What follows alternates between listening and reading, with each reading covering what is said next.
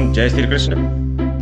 आप सभी निरोग हो, सुखी हो, ऐसी कामना करते हुए आइए जानते हैं माघ शुक्ल सप्तमी के विषय में, जिसे हम रथ सप्तमी, अचला सप्तमी, विधान सप्तमी, आरोग्य सप्तमी और चंद्रभागा सप्तमी के नाम से भी जानते हैं।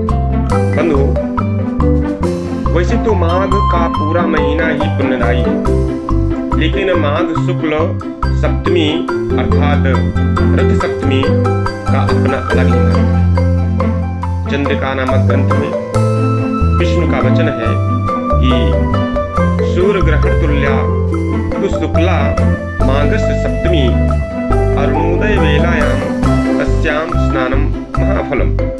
अर्थात माघ शुक्ल पक्ष की सप्तमी तो सूर्य ग्रहण के समान है और इस दिन अरुणोदय काल में स्नान करने से महान फल प्राप्त होता है।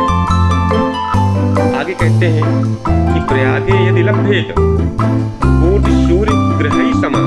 अर्थात यदि माघ शुक्ल सप्तमी को प्रयाग में स्नान किया जाए अरुणोदय समय में, तो कहते हैं करोड़ों सूर्य ग्रहण के समान स्नान करने का फल प्राप्त होता है।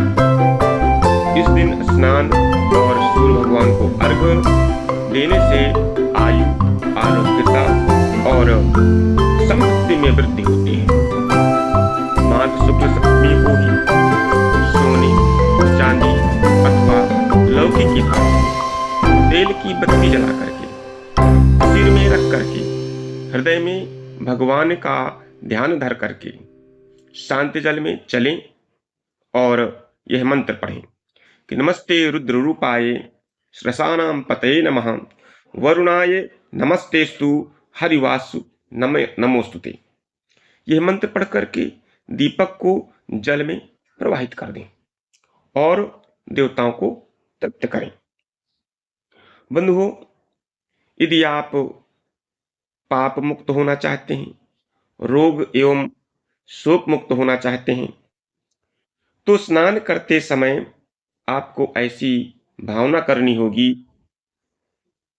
कि यद्यत् जन्म कृतं पापम मया जन्मसु सप्तसु तन्मे रोगम च शोकम च मा करी हंतु सप्तमी।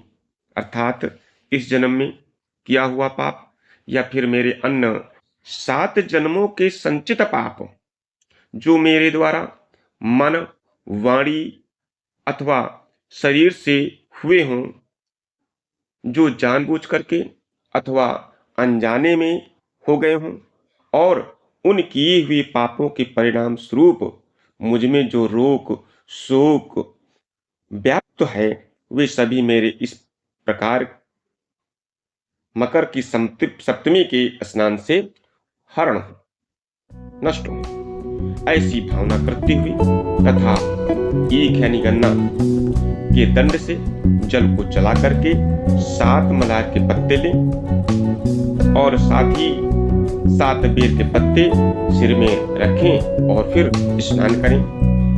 और स्नान के बाद तांबे के पात्र में मदार का फूल, बेर, अक्षत, दूर्वा, जव, लाल चंदन और जल लेकर के इस मंत्र से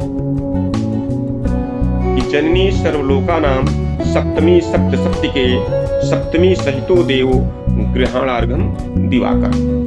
अर्थात सब लोगों की जो माता सप्तमी है, हे देव, हे दिवाकर अर्थात सूर्य, सप्तमी के सहित अर्घ को ग्रहण करो।